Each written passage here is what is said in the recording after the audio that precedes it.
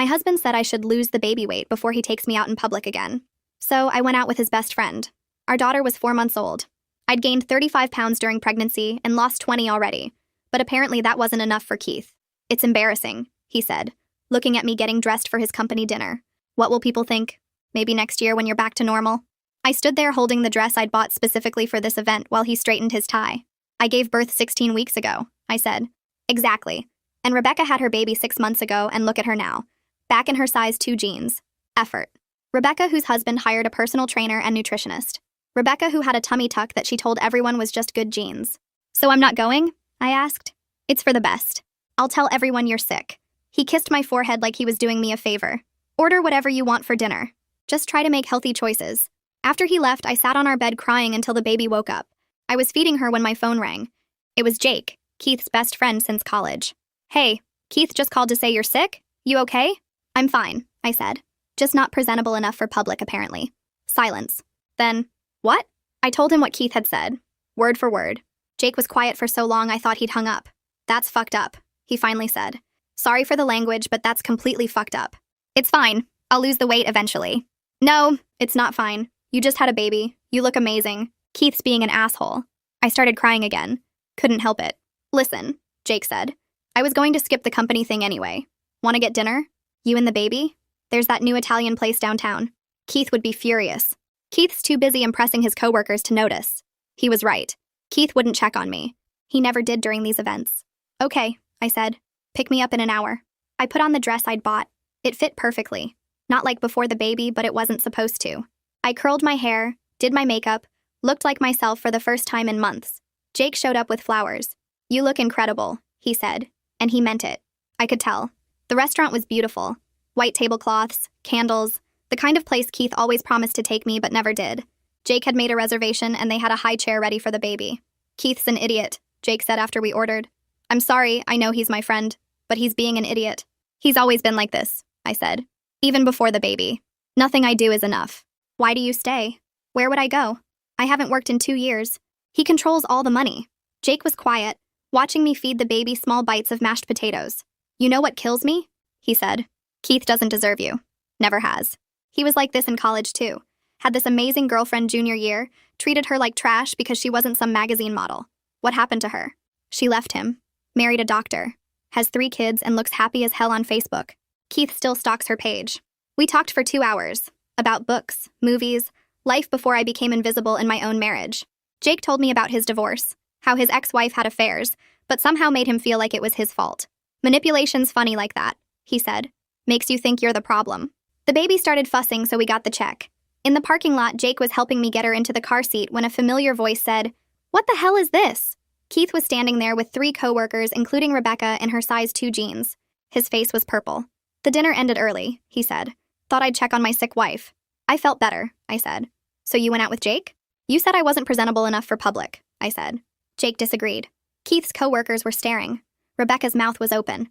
We're going home right now, Keith said, grabbing my arm. Jake stepped between us. No, you're not. Not like this. This is between me and my wife. Your wife who you told wasn't good enough to be seen with? Jake said loudly. Who you left at home because she hasn't lost baby weight 4 months after giving birth. The coworkers exchanged looks. Rebecca actually stepped back. That's not what happened, Keith said. Really? Because she called me crying after you told her she was too embarrassing to bring to your company dinner. This is none of your business, Jake. You made it my business when you treated her like trash. Keith turned to me. Get in the car. Now. No, I said. What? I said no. I'm not going home with you. I stood there in the parking lot watching Keith's face change colors like some kind of broken traffic light. His boss, Cody Riggs, had his arms crossed and looked like he wanted to be anywhere else. Rebecca kept staring at her shoes. The other 2 coworkers whispered to each other.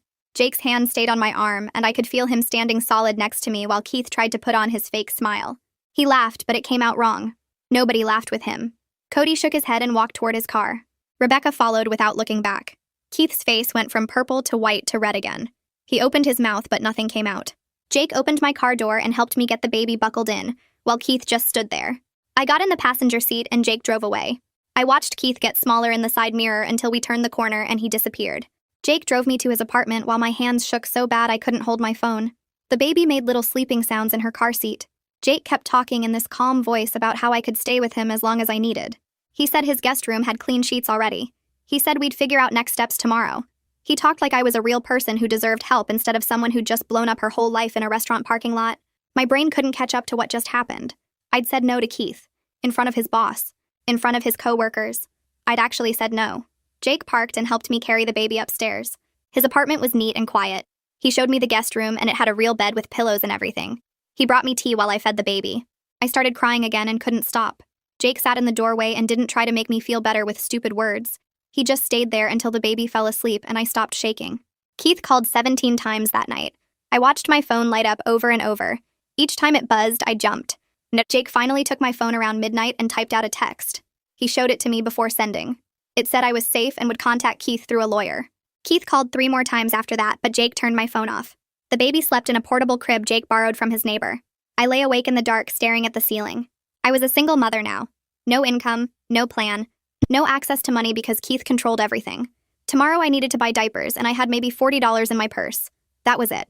$40 between me and my daughter and the rest of our lives. I thought about going back. Walking to Keith's car in the morning and apologizing and begging him to forgive me. Then I remembered his face when he grabbed my arm.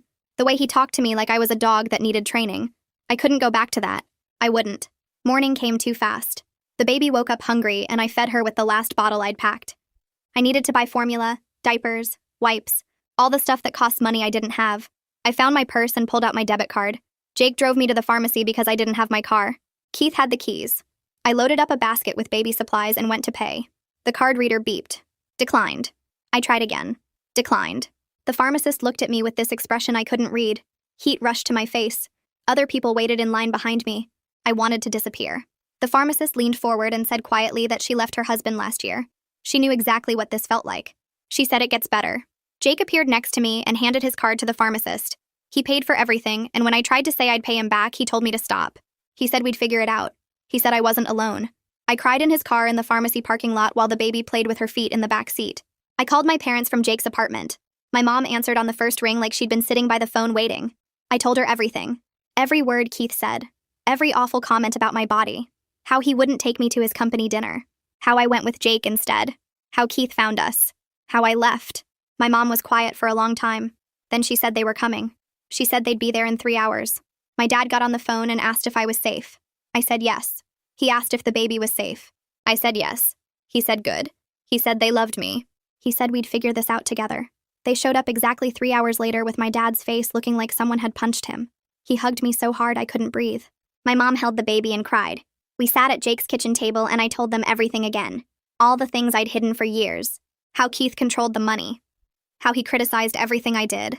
How nothing was ever good enough. My dad's jaw got tight. My mom reached across the table and held my hand. That afternoon, we went to a bank and opened an account in just my name. My parents transferred $2,000 into it. My mom said it was a start. My dad said they'd help as much as I needed. My mom stayed with me the next day while my dad went to the house with Jake. They needed to get clothes and baby supplies. All the stuff we'd need to actually live. I sat on Jake's couch feeding the baby and waiting. My phone buzzed with updates. My dad texted that Keith tried to refuse them entry. My dad texted that he threatened to call the police. My dad texted that Keith backed down. They came back 2 hours later with 6 bags of essentials. Baby clothes. My clothes. Bottles. The good blanket. My dad pulled me aside and said Keith had been ranting the whole time. Yelling about how I was trying to ruin his career. How I humiliated him in front of his boss.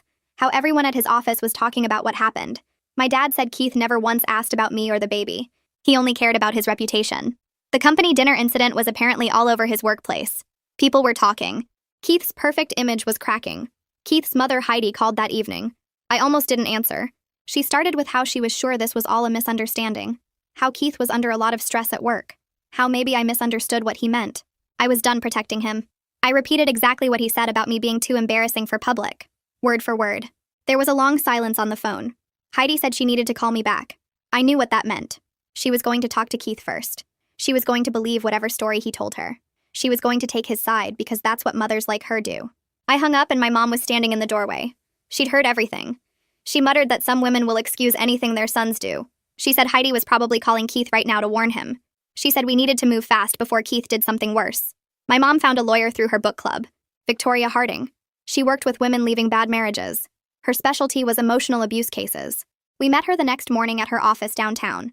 Victoria had gray hair and kind eyes, and she listened to everything without looking shocked. I told her about Keith controlling all the money. about him locking me out of accounts, about what he said about my body, about the parking lot confrontation. Victoria took notes and nodded. She said Keith's financial control was textbook abuse. She said we could get emergency temporary support orders within days. She explained how the process worked, what forms we'd file, what the judge would consider. She made it sound possible, like I wasn't crazy for leaving, like I had rights even though I hadn't worked in 2 years. She said we'd start the paperwork that afternoon. Victoria filed for temporary custody and child support and spousal support. That same day, she said Keith would get served with papers at his office the next morning. She said he would probably react badly. She said to record everything. The next morning, my phone rang at 9. Keith was screaming. Actually screaming about how I was humiliating him at work, how I was destroying his reputation, how everyone saw him get served with divorce papers, how his boss called him into a meeting, how I was ruining his life. Victoria had predicted this almost word for word. She told me to let it go to voicemail. I did. Keith left a 3-minute message full of threats and accusations. Victoria listened to it once and added it to our evidence file. She said judges don't like men who threaten their wives. She said this recording would help us. Jake helped me that afternoon with something I didn't expect. He'd been through a divorce where his ex-wife did similar financial stuff. He knew what information we needed. We sat at his kitchen table with my laptop and created spreadsheets. Every account Keith locked me out of. Every shared expense I could remember. His income from his job. Our spending patterns over the last 2 years. My complete financial dependence on him. Jake knew exactly what questions Victoria would ask. He helped me document everything in a way that made sense. Page after page of proof that I couldn't survive without support. That Keith had controlled every dollar. That I'd been trapped. Victoria called that evening and said the spreadsheets were perfect. She said this would be crucial for our support arguments. I felt grateful but also sick. My whole life had become a legal case file.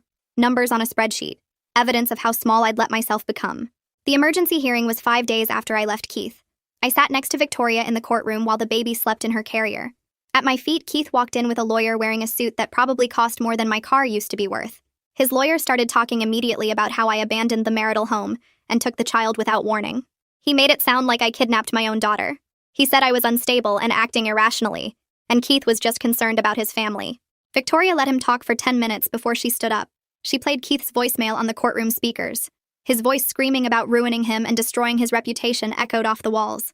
She showed the judge screenshots of every locked account with timestamps. She had statements from Jake and both my parents about what Keith said about my body and how he left me at home. The judge was a woman in her 50s who looked tired. She listened to everything and then asked Keith's lawyer if he had evidence that I was actually unstable or just evidence that I left an abusive situation. Keith's lawyer stumbled over his words. The judge ordered temporary support of $3,000 monthly starting immediately. She told Keith he had 48 hours to restore my access to all accounts or face contempt charges. Keith's face went red, but he didn't say anything. 2 days later, Victoria called with news about Keith's job. His boss, Cody, had apparently reported the parking lot incident to HR. Now Keith was under investigation for creating a hostile work environment. 2 women who worked with him had come forward. They said Keith made comments about their appearances after they came back from maternity leave. One said he asked when she planned to lose the baby weight in front of the whole team. Another said he told her she should consider whether she was really committed to her career if she kept taking time off for her kids. The investigation was formal and serious. Keith sent me an email blaming me for ruining his career. He said I contacted his workplace and lied about him. I forwarded it to Victoria without responding. I hadn't talked to anyone at his company. His own behavior was catching up with him, and he couldn't accept that. The baby had her checkup that week. The pediatrician was nice and asked how I was doing while she checked the baby's weight and measurements. I started crying. Just completely broke down in the exam room. She handed me tissues and sat down instead of rushing to the next patient. She talked to me for 20 minutes about postpartum support and how my body was healthy and normal. She wrote down names of therapists and support groups. Then she said something that stuck with me. She mentioned she'd seen several mothers lately in situations like mine. Professional men who treated their wives like accessories they could upgrade when the model got old or damaged. She said it quietly, but I could tell she meant it. The baby was healthy and growing well. I was the one who needed help. My phone rang 3 days later from a number I didn't know. I almost didn't answer, but something made me pick up. It was Rosemary, Keith's sister.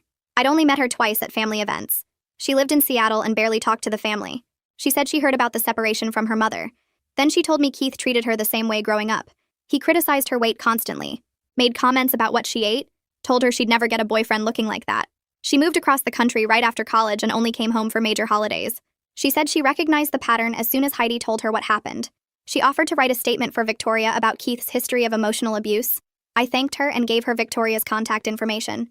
After we hung up, I sat there thinking about how Keith had been like this his whole life. It wasn't stress or work pressure. This was who he was. Keith showed up at Jake's apartment 4 days after the hearing. Jake answered the door, and I heard Keith's voice from the guest room. He was asking to talk to me. Begging, actually. Jake came and got me, and I went to the door. Keith was holding flowers. The expensive kind from the fancy florist downtown. His eyes were red like he'd been crying. He said he was sorry. He said he was stressed about work and didn't mean any of it. He promised he'd change if I just came home. Seeing him cry almost worked. For about 30 seconds, I felt bad for him. Then I remembered him kissing my forehead and telling me to make healthy choices. I told him to leave. His face changed immediately. The tears stopped and his jaw got tight. He said I was making a huge mistake. He said I'd regret this when I couldn't afford diapers. He said the baby deserved her real family, not whatever this situation was. Jake stepped between us and told Keith to go. Keith left, but the flowers stayed on the doorstep. Jake threw them in the dumpster. I started applying for jobs that night. Remote positions I could do while watching the baby. Administrative work, customer service, data entry, anything that didn't require recent experience. My resume had a 2-year gap, but I was honest about being a stay-at-home mother. I sent out 15 applications the first day. By the end of the week, 3 companies responded wanting to interview. One was a customer service position for an insurance company. One was administrative support for a law firm. One was scheduling work for a medical office. The possibility of my own income made me feel like I could breathe again, like I'd been underwater and finally reached the surface. Heidi called again a week after Rosemary contacted Victoria. Her tone was completely different this time. She asked how the baby was doing. She asked what we needed. She didn't defend Keith or make excuses. She said Rosemary told her everything about how Keith treated her growing up. She said she was starting to see the same patterns now. She didn't apologize exactly, but she asked if she could send money for the baby. I said that would be helpful. 3 days later, a check arrived for $500 made out to me personally. It wasn't much, but it felt like someone in Keith's family finally saw the truth. Like I wasn't crazy for leaving. The insurance company called with a job offer. $18 an hour for 25 hours a week. Remote customer service taking calls about claims and coverage. It wasn't enough to live on by itself, but combined with the support payments, it meant I could start building real independence. I cried when they sent the offer letter. Actually cried with relief. My first shift was in 1 week, and I had to complete online training first. Jake offered to watch the baby during my training period. He said he worked from home anyway and could handle both. I accepted because I didn't have other options yet and because I trusted him. Victoria called with news about the financial records. Her team got the subpoena approved and pulled everything from our bank. Keith had been moving money into accounts in just his name for 8 months, since before I even got pregnant. He'd been planning to control me financially the whole time. Even if I never stood up to him, he was building his exit strategy where I'd have nothing. The spreadsheets showed $50,000 he'd hidden. The judge was not pleased. Victoria said this would help our case significantly. I felt sick reading the dates. He'd been planning this for so long. Keith got written up at work for the hostile environment investigation. The write-up went in his permanent file and affected his bonus eligibility. He sent me text messages that got more and more unhinged. He said I destroyed his career. He said I turned his family against him. He said I was poisoning everyone against him with lies. He said the baby would grow up knowing what I did. Victoria screenshot every message for the custody case. His mask was completely off now. The nice guy act he showed everyone else was gone. This was the person I'd lived with for years. The person who made me feel worthless. I blocked his number and told Victoria all communication had to go through her office. I was done talking to him directly. My parents helped me look at apartments the week after I blocked Keith. We saw 6 places in 3 days, and most were either too expensive or in bad neighborhoods, until we found a 2-bedroom on the 2nd floor of a small building with a parking lot and laundry room. The rent was $850 a month, which I could barely afford with the support payments and my new job income, but my parents offered to cover the security deposit and first month. I signed the lease that afternoon and got the keys 2 days later. Moving day was exhausting because I didn't have much furniture yet. Just clothes and baby supplies and some kitchen stuff my mom brought from her house. Jake helped carry boxes up the stairs while my dad started installing extra locks on the door and a video doorbell he'd ordered online. The baby's room was smaller than I wanted, but I set up her crib near the window where morning light came through and hung some pictures my mom found at a thrift store. The apartment smelled like old carpet, and the bathroom tiles were cracked, but the locks were mine, and Keith didn't have keys, which mattered more than anything else. My dad tested the video doorbell 3 times to make sure it worked and showed me how to check the footage on my phone. That night, I sat on the floor of my empty living room feeding the baby and felt something close to peace for the first time in months. My first week of remote work started the following Monday, and I was terrified I'd mess it up. The training had been straightforward, but actually taking calls while managing a 4-month-old felt impossible. I scheduled my shift during her morning nap and hoped she'd sleep through most of it. But of course, she woke up 20 minutes into my first call. I muted myself while talking to a customer about their insurance claim and bounced her on my hip until she settled, then unmuted and finished the call like nothing happened. My supervisor sent me a message afterward saying she heard the baby and not to worry about background noise as long as I stayed professional with customers. The relief almost made me cry. My mom started coming over in the evenings so I could take more calls, and by the end of the week, I'd completed 25 hours and earned my first paycheck, $450 deposited into my own account that Keith couldn't touch. I stared at the balance on my phone and felt like I could breathe again. Each call I took was proof I could survive without him. Keith showed up at my apartment unannounced on a Tuesday afternoon 2 weeks after I moved in. It wasn't his scheduled custody time, and I was in the middle of a call when someone started pounding on my door. I muted myself and looked through the peephole and saw him standing there looking angry. The baby started crying from the noise, and I picked her up while Keith kept pounding and yelling about wanting to see his daughter. I unmuted long enough to tell the customer I needed to call them back, then hung up and dialed Victoria's number with shaking hands. She answered on the second ring, and I told her Keith was violating the custody order and wouldn't leave. She said not to open the door and to call the police if he didn't leave within 5 minutes. Requested Reds is on Spotify now. Check out link in the description or comments. Keith kept yelling through the door about his rights as a father, and how I was keeping his daughter from him, and my neighbor from across the hall opened her door and threatened to call the cops if he didn't shut up. The video doorbell was recording everything. Keith finally left after 10 minutes of pounding and yelling, and I sat on the floor holding the baby while she cried and I cried and my whole body shook. Victoria called back 20 minutes later and said she was filing a motion for contempt and stricter custody enforcement. She asked me to send her the video doorbell footage, which I did immediately. The contempt hearing happened 3 weeks later, and I sat in the courtroom while Victoria presented the video evidence of Keith pounding on my door and yelling. The footage showed him clearly violating the temporary custody order and making threats about taking the baby. Keith's lawyer tried to argue that he was just a concerned father who wanted to see his daughter, but the judge watched the video twice and didn't look impressed. Keith sat at his table looking furious while his lawyer whispered to him, and I could see his jaw clenching from across the room. The judge asked Keith directly if he understood that showing up at my apartment outside scheduled custody times was a violation, and Keith said yes, but tried to explain that he just missed his daughter. The judge cut him off and ordered supervised visitation, only until Keith completed an anger management course. Keith's lawyer tried to argue that I was alienating him from his daughter, but Victoria pointed out that I'd followed every custody order while Keith had violated them repeatedly. The judge agreed and said the supervision would continue until Keith could demonstrate appropriate behavior. I felt safer knowing someone would be watching when he had the baby. I found a postpartum support group that met Wednesday evenings at a community center near my apartment. My mom watched the baby during the meetings, and I sat in a circle with 8 other women who all had babies under a year old. The first night we went around introducing ourselves and talking about our struggles, and when it was my turn, I started crying before I even finished saying my name. The facilitator was a woman named Tatiana Klein, who had kind eyes and a gentle voice, and she let me cry for a minute before asking if I wanted to share what was going on. I told them about Keith and the company dinner and leaving and the custody battle, and they all nodded like they understood. One woman talked about how her husband told her she looked beautiful at 8 months postpartum, and I started crying again because I couldn't imagine Keith ever saying anything like that. He'd spent months making me feel disgusting and worthless, and hearing these women talk about partners who supported them made me realize how warped his expectations were. After the meeting, Tatiana gave me a list of therapists who specialized in trauma recovery and told me the group met every week if I wanted to keep coming. I took the list and promised I'd be back. Victoria called me the following week with news about Keith's workplace investigation. The company had concluded their review, and multiple women had reported his comments about their appearances after maternity leave and his complaints about mothers needing flexible schedules. He wasn't fired, but they put him on a performance improvement plan, which basically destroyed any chance of advancement. Victoria said this would help our case because it established a pattern of behavior beyond just our marriage.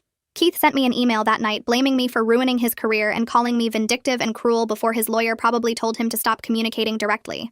The email was vicious and personal, and reading it made my hands shake, but I forwarded it to Victoria immediately. She added it to our evidence file and sent a formal letter to Keith's lawyer, reminding him that all communication needed to go through legal channels. I deleted the email and tried not to think about how much Keith hated me now. I started seeing a therapist named Dr. Sarah Sutherland, who specialized in emotional abuse recovery. Her office was in a small building downtown, and the waiting room had comfortable chairs and magazines about parenting. The first session was mostly intake paperwork and basic questions about my history with Keith, but the second session she started asking about specific things he did that made me feel controlled. I told her about the food criticism and the clothing monitoring and how he'd isolated me from friends by making me feel like I was embarrassing him. She wrote notes while I talked, and when I finished, she said everything I described was textbook emotional abuse.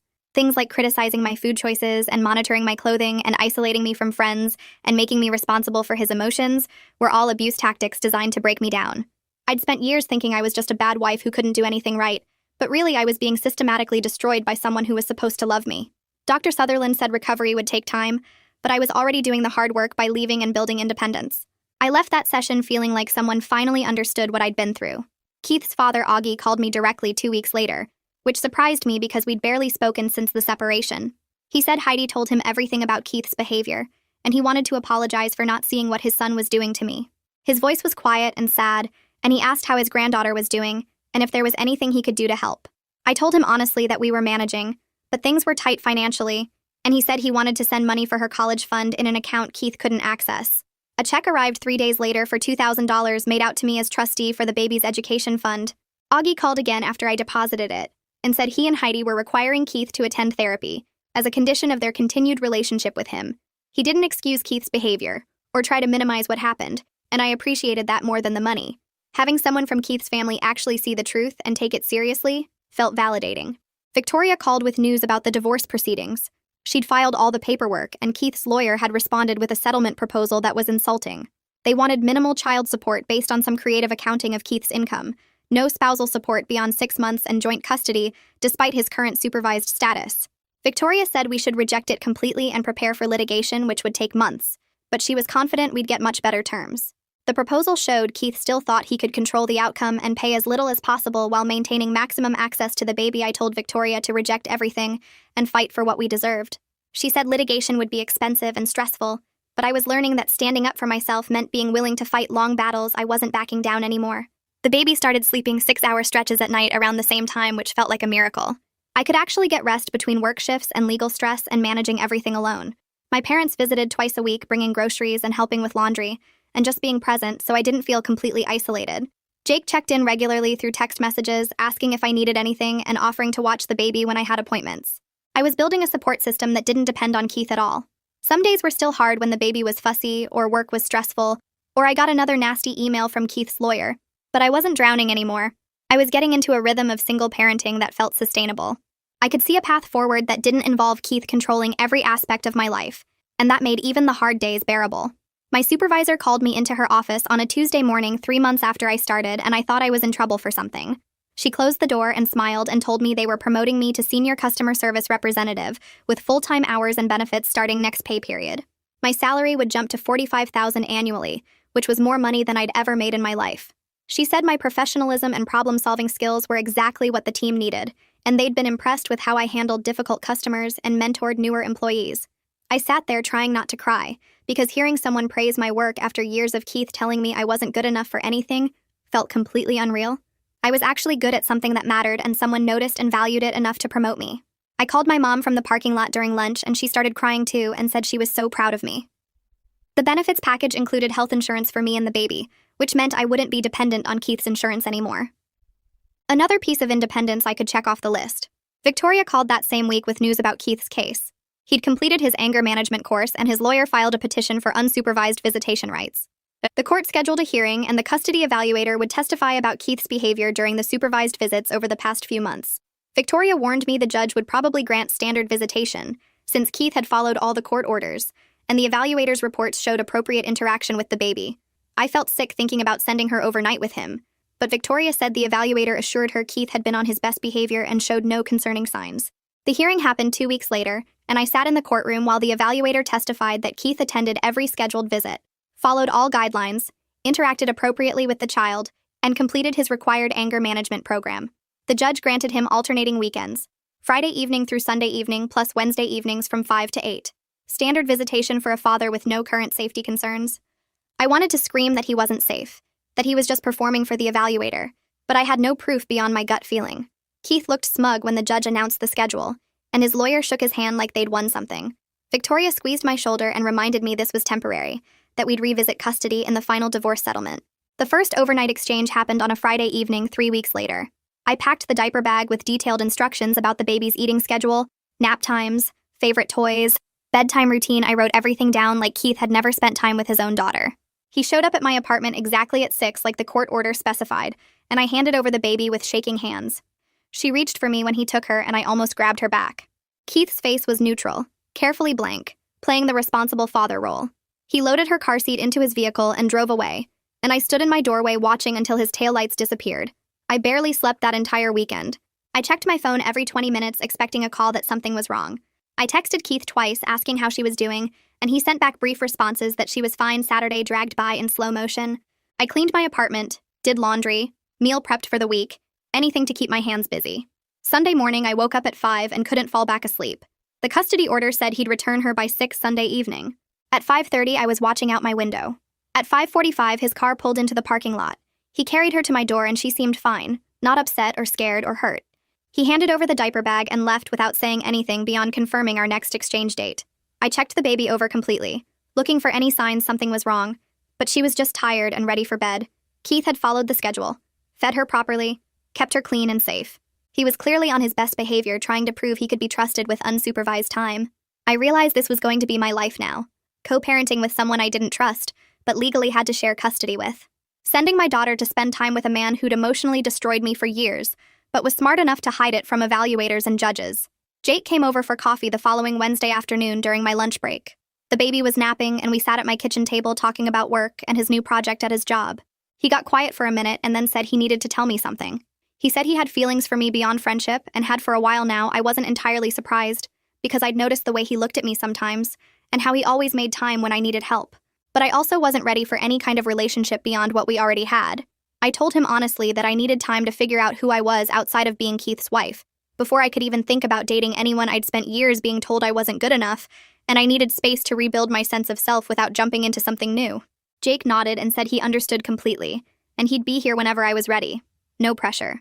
It was exactly the right response. He didn't push or make me feel guilty or try to convince me. He just accepted my boundary and stayed my friend.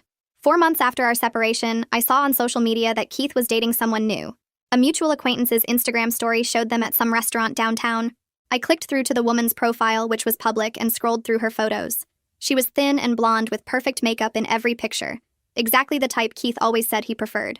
My first reaction was this ugly jealousy mixed with insecurity, wondering if he'd finally found someone who met his impossible standards. But then I looked at her smiling face in those photos and felt genuinely sorry for her. She had no idea what she was getting into. She probably thought Keith was charming and successful and attentive. She didn't know about the criticism that would start slowly, the comments about her appearance disguised as concern, the way he'd make her feel like nothing she did was ever enough. I hoped she'd figure it out faster than I did, and get out before he destroyed her self-worth completely. Victoria's team finished discovery in the divorce case, and she called me to discuss what they'd found. Keith's co-workers had provided depositions as part of proving the emotional abuse pattern, and several of them mentioned things Keith had said about me over the years. He'd been complaining about me to people at his office since before the baby was born, calling me lazy for being a stay-at-home mother and unmotivated for not working. One coworker testified that Keith regularly made disparaging comments about my appearance and said I'd let myself go. Another mentioned Keith comparing me unfavorably to other wives who'd maintained their figures after having children. Reading those depositions hurt worse than I expected because these were people I'd met at company events. People who'd smiled at me and made small talk while Keith was trashing me behind my back. They'd all known how he really felt about me, and nobody said anything. Victoria said the depositions helped prove the pattern of emotional abuse, which would strengthen our case for primary custody and better support terms. But that didn't make it easier to read. I started exercising again around the same time, but not because I wanted to lose weight or look different. I needed stress relief and a way to do something physical that wasn't work or childcare. I found a postpartum fitness class at a community center that met Tuesday and Thursday evenings when my mom could watch the baby. The class was specifically for mothers recovering from pregnancy, and everyone there had similar bodies with soft stomachs and stretch marks. Nobody commented on anyone's appearance or pushed unrealistic fitness goals. We just moved our bodies in ways that felt good and built strength gradually. The instructor talked about honoring what our bodies had done in carrying and feeding babies, rather than trying to fix or shrink ourselves. Moving felt good for the first time since before I got pregnant. I was building actual strength in my arms and legs and core, instead of trying to make myself smaller to meet someone else's standards. My body had carried and fed my daughter, and that was something to celebrate, not fix. Keith's new girlfriend broke up with him after just 2 months. I heard through the same mutual connections that had shown me they were dating. Apparently, she'd found him controlling and critical about small things like what she ordered at restaurants and how she styled her hair. Part of me felt validated that I wasn't crazy, that other women saw the same patterns I'd experienced. But mostly, I just felt tired of Keith's whole cycle of treating women badly. Rosemary called me after she heard about the breakup and said she wasn't surprised at all. She said Keith would keep doing this to every woman he dated until he faced real consequences that forced actual change, and even then she wasn't sure he was capable of it. Some people were just built to tear others down to feel better about themselves. The custody evaluation report came back in early November, and Victoria called me as soon as she received it.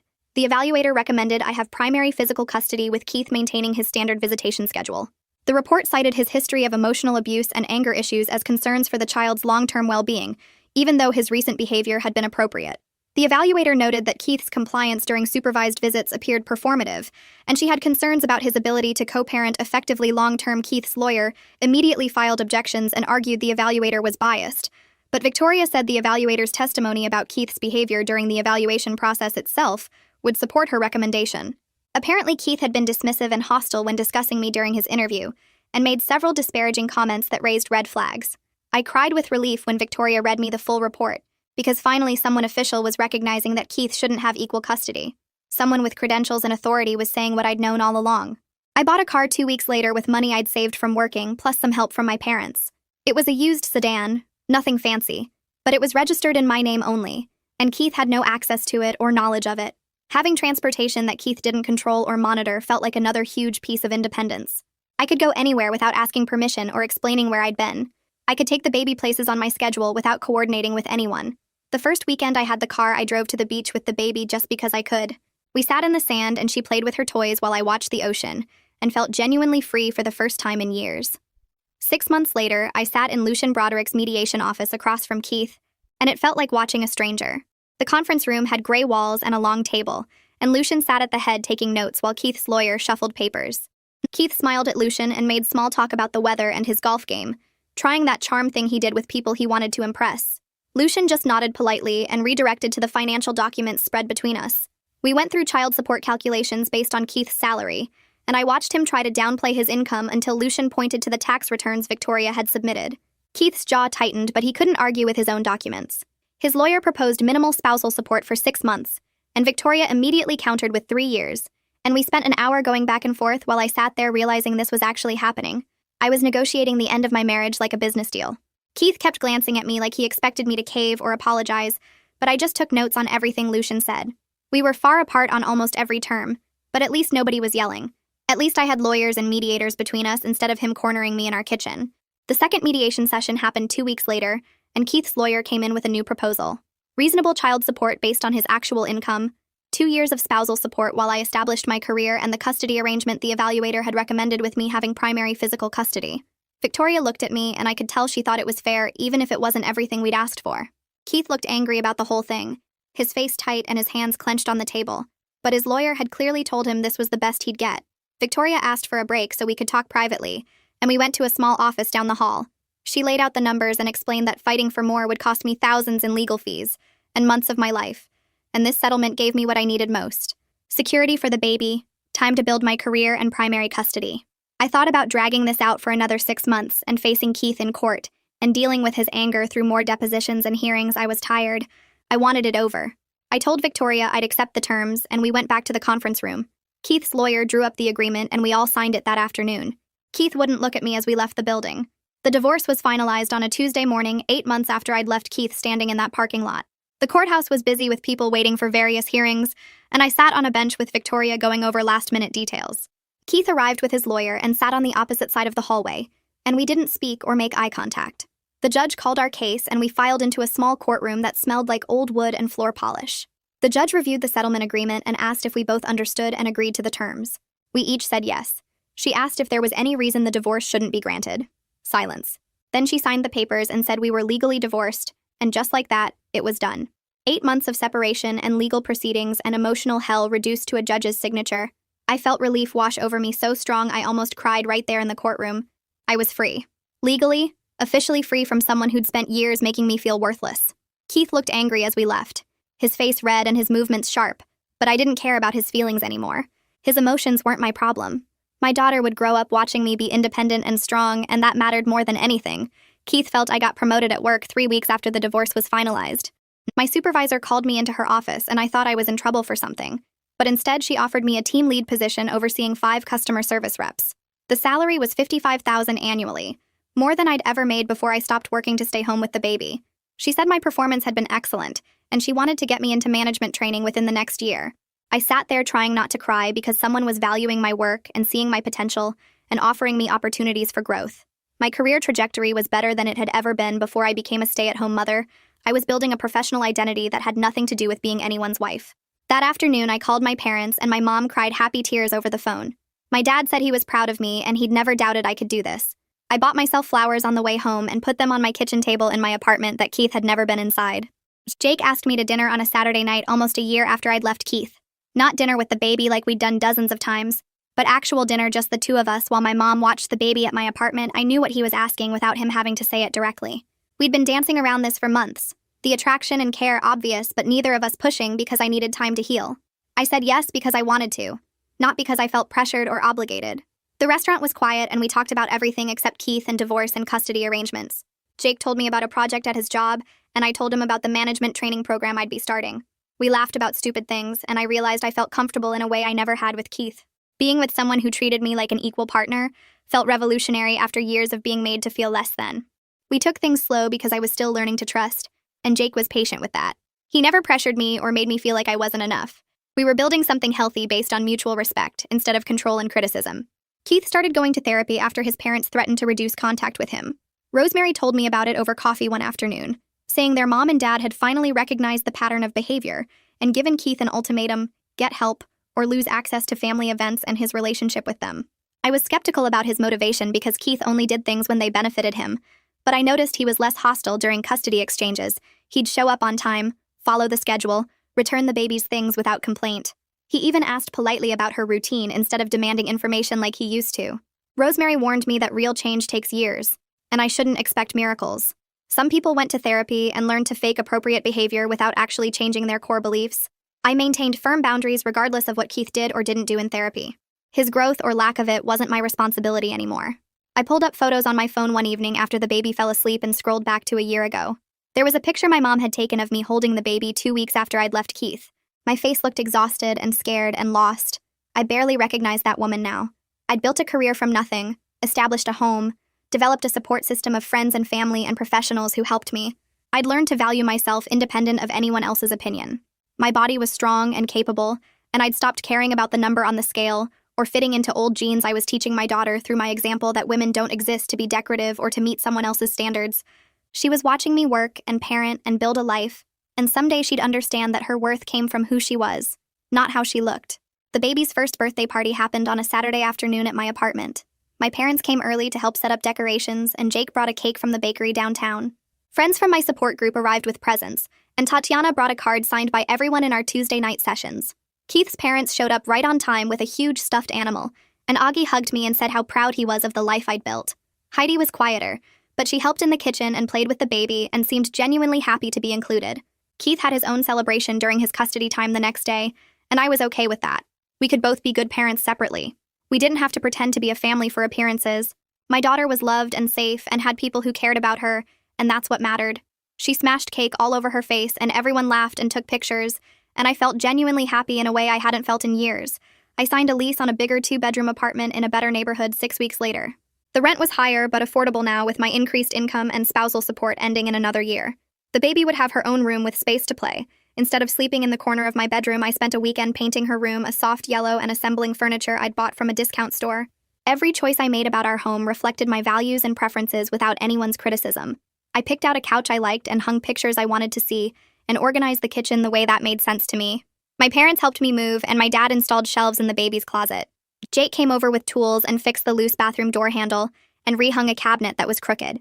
Standing in my new living room surrounded by boxes, I felt proud of what I'd accomplished. This was mine.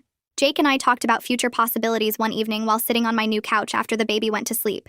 He asked where I saw things going between us, and I appreciated that he was direct instead of making me guess what he wanted. I told him honestly that I wasn't ready to rush into anything serious after my experience with Keith. I was still learning who I was outside of being someone's wife, and I needed to keep building my independence. Jake said he understood, and he wasn't going anywhere.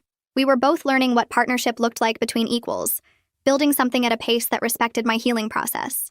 He'd proven through consistent actions over the past year that he valued me as a whole person, not just as someone to fill a role in his life that mattered more than timelines or labels. We were figuring it out together. Over the following months, I started reaching out to friends I'd lost touch with during my marriage. Sarah from college responded to my message within an hour, and we met for lunch the next week while my mom watched the baby sitting across from her at the sandwich shop.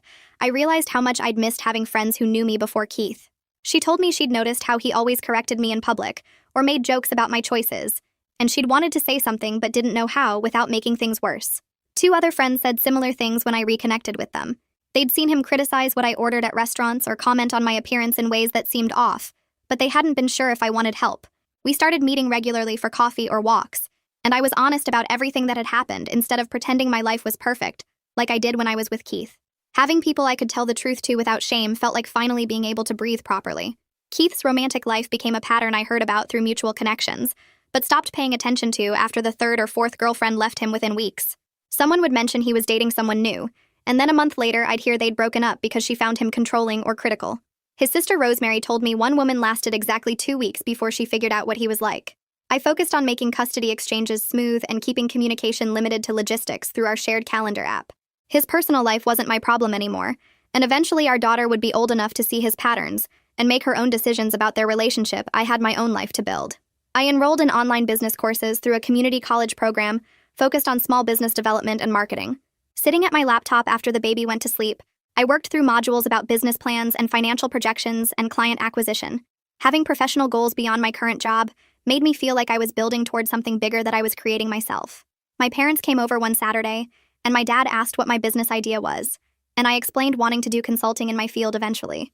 My mom said they'd set aside $10,000 to help with startup costs when I was ready, and my dad added that they believed in me. Keith's voice in my head telling me I wasn't capable of running my own business got quieter every time I completed another course module. The custody arrangement settled into a routine where Keith had the baby alternating weekends from Friday evening to Sunday evening, plus Wednesday evenings from 5 to 8. I missed her during his time, especially the first few weekends, but I also started appreciating the space to focus on work projects and take care of myself without managing a toddler's needs. Co-parenting with someone who'd been emotionally abusive was complicated and required detailed scheduling and minimal direct communication, but we made it work. Our exchanges happened in public parking lots, and we kept conversations to necessary information about the baby's schedule or needs. It wasn't ideal, but it was functional, and our daughter seemed happy and secure with both of us. I reached my pre-pregnancy weight naturally, about 14 months after leaving Keith through stress reduction and regular movement and eating without constant criticism. The number on the scale was the same as before I got pregnant, but more importantly, I stopped caring what it said. My body was healthy and strong and allowed me to work full days and parent actively and live the life I wanted. I went to exercise classes not to lose weight, but because moving felt good, and I was building muscle and endurance. My body had carried and birthed and fed my daughter, and that was worth celebrating, not fixing. I was teaching her through my example that women's worth came from who they were and what they did, not how they looked in jeans. Keith's parents called one evening, and Heidi asked if they could take the baby for a weekend visit at their house to spend time with her and introduce her to cousins. I told them I needed to check with Victoria about legal implications and called her the next morning. Victoria said it was fine as long as Keith wasn't going to be there unsupervised, and I trusted them. I agreed, and Augie promised they'd send lots of photos and keep me updated. That weekend, they sent pictures of her playing with 3 cousins in their backyard and being spoiled by grandparents who clearly loved her. Augie called Sunday evening when they brought her home and told me they were proud of how I'd built a good life for her, and they wanted to stay involved as grandparents separate from whatever issues they had with their son. Jake's relationship with the baby developed naturally over the months we dated and eventually moved in together. She started lighting up when she saw him and reaching for him to pick her up and bringing him books to read to her. He was careful about not trying to replace Keith or act like her father, and he always respected that I was her mother, and Keith was her father. When she called him Jake instead of trying to say daddy, he smiled and said that was perfect. We talked about blended family dynamics and agreed to let things develop at her pace without forcing anything. I knew when I was ready to think about more serious family possibilities, he'd approach it with the same patience and respect he'd shown from the beginning. I celebrated 18 months since leaving Keith by taking myself and the baby on a beach weekend to a small town 3 hours away. Sitting in the sand watching her toddle around and squeal at the waves, I felt genuinely content in a way I hadn't felt in years. My life wasn't perfect, but it was mine. I made my own money and my own choices, and I was raising my daughter in a home without criticism or control or walking on eggshells. The woman Keith had said was too embarrassing for public was thriving without him. I had a career and friends and a healthy relationship, and most importantly, I had myself back. My consulting business launched officially with 3 clients I'd cultivated through my current job network who needed help with projects in my specialty area. I was working toward eventually being fully self-employed, which would give me flexibility for parenting and higher income potential. Building something that was entirely my own creation felt incredible. Keith had predicted I couldn't make it without him and his financial support, but I was proving every day that I was more capable than he'd ever let me believe. One morning I stopped at a coffee shop near my apartment and saw Rebecca sitting alone at a corner table. She looked up and recognized me, and her face went red.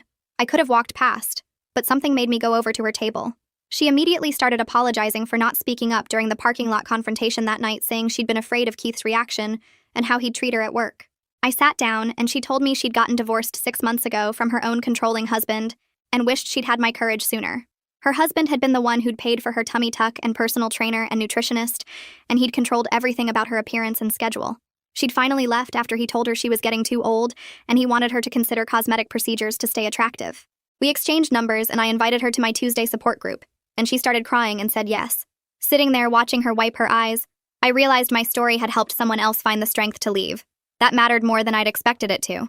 The baby started stringing words together around 18 months, and one morning while I was getting dressed for a client meeting, she pointed at me and said clear as day, "Mama strong." I froze with my shirt halfway on because I'd heard my parents say that exact phrase to her dozens of times during their visits. My dad would lift her up and say it while watching me handle work calls and custody exchanges. My mom would repeat it while we played on the floor. And now here was my daughter, not even 2 years old, already learning that her mama was strong. I sat down on the bed and cried happy tears while she patted my face with her tiny hands, and I thought about how she'd grow up knowing women could be capable and independent. She wouldn't learn to make herself smaller for anyone. She'd know her worth from the beginning because I was showing her every single day. 3 weeks later, Keith's name appeared in my inbox for the first time in months, and my stomach dropped before I even opened it. The email was long and detailed about his therapy progress and how he understood now what he'd done to me. He wrote about recognizing his patterns and working to change them. He said he was sorry for making me feel worthless and controlling every part of my life. I read it twice and waited for some feeling of validation or closure, but mostly I just felt tired. His growth journey wasn't my responsibility anymore, and I didn't need his apology to know I deserved better.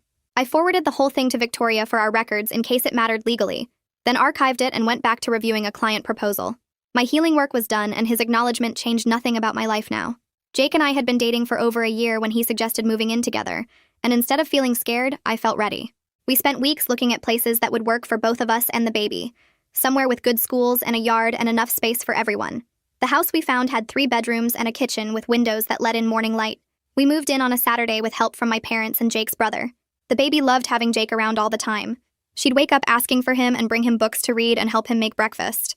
We created routines together where we both contributed and both made decisions.